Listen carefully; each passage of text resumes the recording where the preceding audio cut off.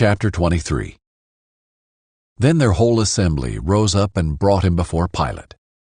They began to accuse him, saying, "We found this man misleading our nation, opposing payment of taxes to Caesar, and saying that he himself is the Messiah, a king." So Pilate asked him, "Are you the king of the Jews?" He answered him, "You say so." Pilate then told the chief priests and the crowds, "I find no grounds for charging this man." But they kept insisting, "He stirs up the people, teaching throughout all Judea, from Galilee where he started, even to here." When Pilate heard this, he asked if the man was a Galilean. Finding that he was under Herod's jurisdiction, he sent him to Herod, who was also in Jerusalem during those days. Herod was very glad to see Jesus. For a long time he had wanted to see him because he had heard about him and was hoping to see some miracle performed by him. So he kept asking him questions, but Jesus did not answer him. The chief priest and the scribes stood by vehemently accusing him. Then Herod, with his soldiers, treated him with contempt, mocked him, dressed him in bright clothing, and sent him back to Pilate. That very day Herod and Pilate became friends. Previously, they had been enemies. Pilate called together the chief priests, the leaders, and the people, and said to them, "You have brought me this man as one who misleads the people. But in fact, after examining him in your presence, I have found no grounds to charge this man with those things you accuse him of. Neither has Herod, because he sent him back to us. Clearly, he has done nothing to deserve death. Therefore, I will have him whipped and then release him." Then they all cried out together, "Take this man away. Release Barabbas to us." He had been thrown into prison for a rebellion that had taken place in the city and for murder. Wanting to release Jesus, Pilate addressed them again, but they kept shouting, "Crucify, crucify him." A third time he said to them, "Why? What has this man done wrong? I have found in him no grounds for the death penalty. Therefore, I will have him whipped and then release him." But they kept up the pressure, demanding with loud voices that he be crucified, and their voices won out. So Pilate decided to grant their demand and release the one they were asking for, who had been thrown into prison for rebellion and murder. But he handed Jesus over to their will. As they led him away, they seized Simon, a Cyrenian, who was coming in from the country, and laid the cross on him to carry behind Jesus. A large crowd of people followed him, including women who were mourning and lamenting him. But turning to them, Jesus said, "Daughters of Jerusalem, do not weep for me, but weep for yourselves and your children.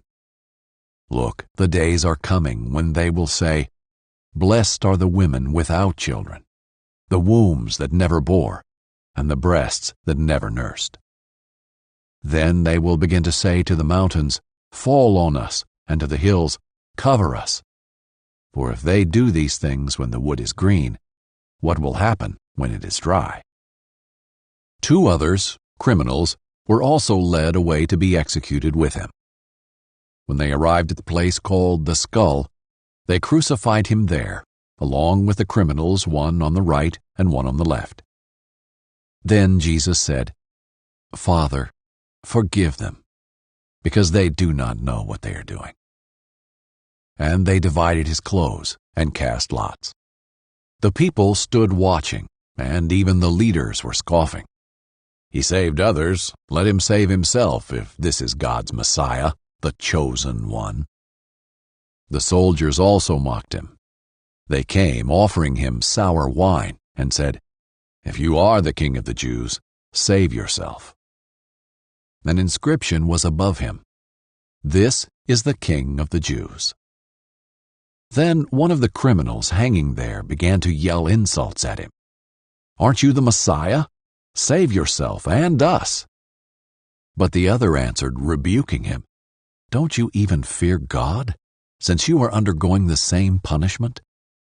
We are punished justly, because we are getting back what we deserve for the things we did. But this man has done nothing wrong."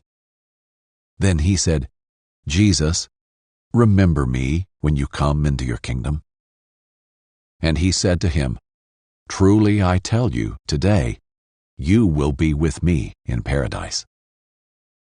It was now about noon, and darkness came over the whole land until 3, because the sun's light failed. The curtain of the sanctuary was split down the middle, and Jesus called out with a loud voice, "Father, into your hands I entrust my spirit." Saying this, he breathed his last. When the centurion saw what happened, he began to glorify God, saying, "This man really was righteous."